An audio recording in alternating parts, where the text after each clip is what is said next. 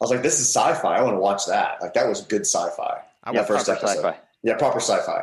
I watched the first 3 episodes of Lovecraft Country, which is interesting. Mm-hmm.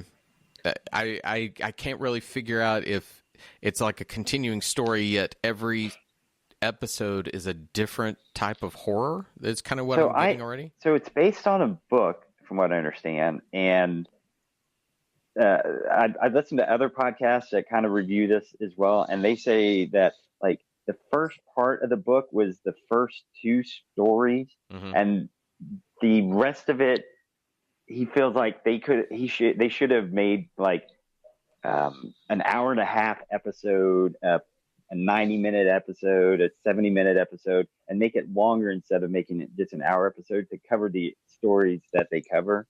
But it's all supposed to weave together and make sense. Like we don't know enough about these characters to understand why all this weird stuff is happening. Okay, well, then I'm going to stick around, of course. I'm going to keep watching. Yeah. But my problem right now is there are 2 competing stories. Yeah. The one of their lives and the one of the horror that's happening behind them. And I'll be honest, I want them to go to one of 2 places. I either want a story about them because I find them all fascinating. I want to hear about their lives. Or I want to go into the other direction where we're dealing with the mythos and what all this means. Because this back and forth between like, oh, it's a lighthearted moment. Oh, it's a learning moment about race in America, to all of a sudden we're dealing with, calf wool frightened things with beast with 1,000 eyes. Yeah. It's too on off for me. I need one or the other story. I like them both. I just don't like them together right now. I think that with the first episode, I thought they were going to marry those worlds closer together, because when it became there's no such thing as monsters, yet here are the white police officers that are obviously the monsters. I thought we were going to be much more in step with here's a world of horror and the world of horror which we exist. But you're right. At some point, it sort of pulled it apart. And I think that's where the confusion's coming. And I'm also disillusioned because the young woman that's in this, I think she's a very good actress, and she was about the only thing in that god-awful Harley Quinn movie that they just released, The Emancipation. She was the only thing that I kept going, oh, I want to see more of her. She's good. I felt like in the last Did she play Black Canary in the movie?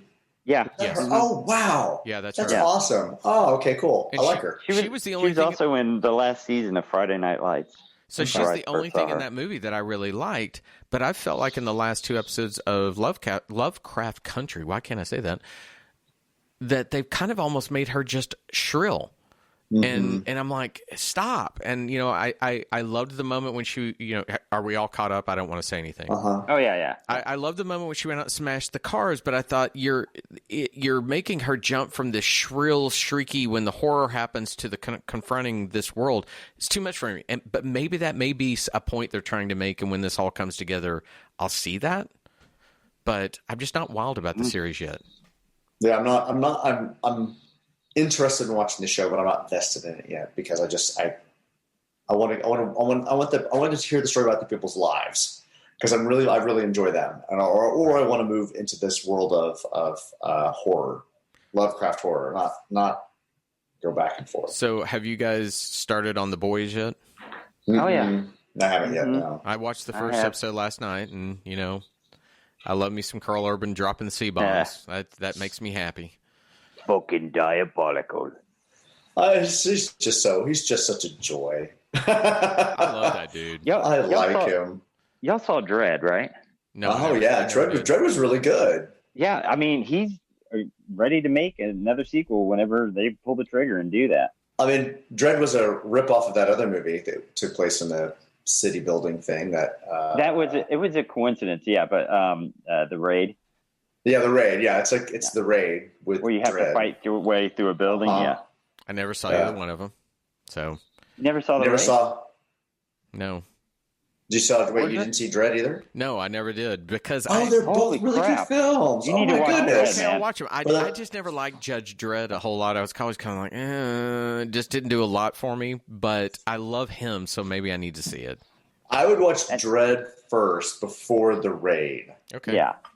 And I mean, they did it perfect for this Dredd because the Sylvester Stallone one Dredd never takes off his helmet, and that's the first thing that Stallone does. Is he can't get his helmet off fast enough.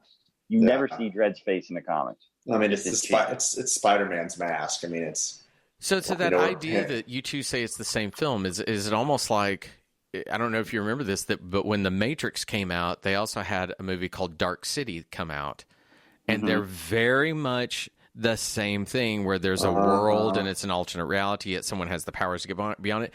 And I personally like Dark City more because it's a film noir, and I think it's a really interesting movie.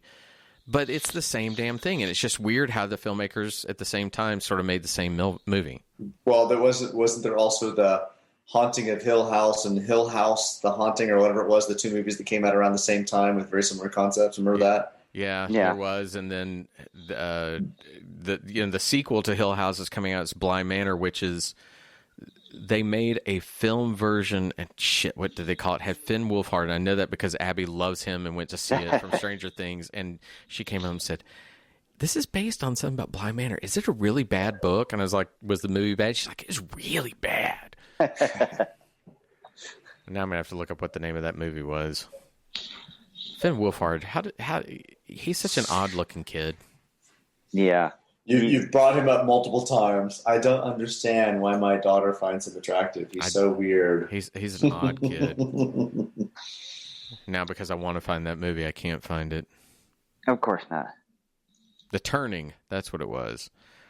And what's funny is, as Abby and I are watching Handmaid's Tale, which, she is feeling so empowered by the femininity of that, and so frightened by the messages that are behind it.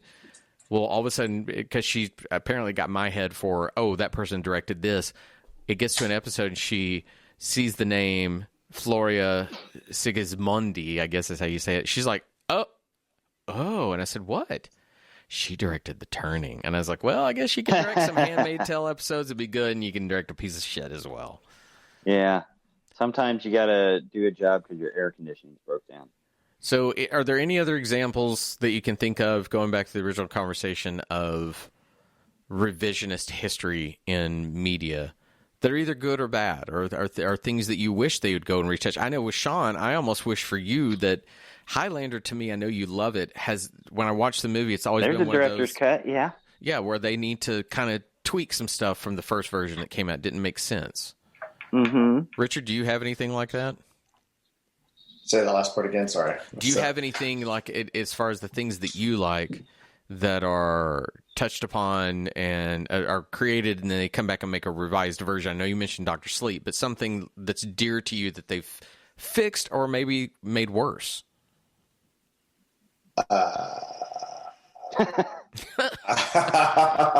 I don't know. Can you get back to you on that next week? Well, yeah, exactly. Can I get answers from you next week? I'll say this for me, that I love Blade Runner, and because I grew up watching the version with the voiceover, and I love film noir, I still have a real soft spot for that. I know that it's problematic. I listen to it now, and I think, his voiceover reading's very cold. Very flat. But I kind of like it. It's, you're never going to convince me that I won't like these things that I grew up with more. And I just really like that version. I'm glad they released all the versions so I can choose which one I watch. Yeah, come on, Star Wars. Bitches. All right, I think that may be the end of the conversation. Has anybody got anything else they want to throw in? No, that's it for me. Richard, how's Zeus Comics doing? It's doing okay. I'm working a lot. Well, if you need your comic books needs fulfilled, we've said it before, ZeusComics.com. You can order your comics, you can order toys and things like that as well, and Richard would be happy to send them to you, won't you, Richard? I will totally do that. Our online site has kind of taken off a little bit. We're shipping probably somewhere between like 50 to 80 different orders a week now, just shipping out in addition to people coming into the store. So it's taken off. With everything going on with the pandemic and staffing and store hours, it's been a lot. It's a lot more work. Everything's a little slower than it was. So orders don't go out like the same day. They're typically like within a day or two. Mm-hmm. And so it's been a bit of a struggle, but it's actually kept us going. And I think we're doing about the same, if not a little bit better than we were this time last year, mostly in large because of online ordering. So it's been really nice. That's awesome. And Good. With that, we're gonna sign off because here's the thing: Richard gets up early with us, and then unfortunately he has to go work right now. Your Sundays are not going to continue on working eventually, right? I have one of my pre-pandemic employees is returning today. Okay. And he is going to take over Sundays going forward. I am going to go in, though, because he doesn't have a key yet. And with the holiday tomorrow, I'm sorry, this is rambling. People need to hear this. I will soon have Sundays off, yes. I'm more worried as a friend, just wanting to make sure you have time for your sanity. But we're going to let Richard go and deal with Zeus. Again, if you need things, ZeusComics.com. That lovely man will help you do anything that you need to do online. Thank you for the plug. Of course. Anything? Anything. He might box himself up and ship himself right to you. Zeus Comics and Zeus Comics fans only. Only fans. Okay. I really thought it was going to be ZeusComics.com. Will ship myself to your house.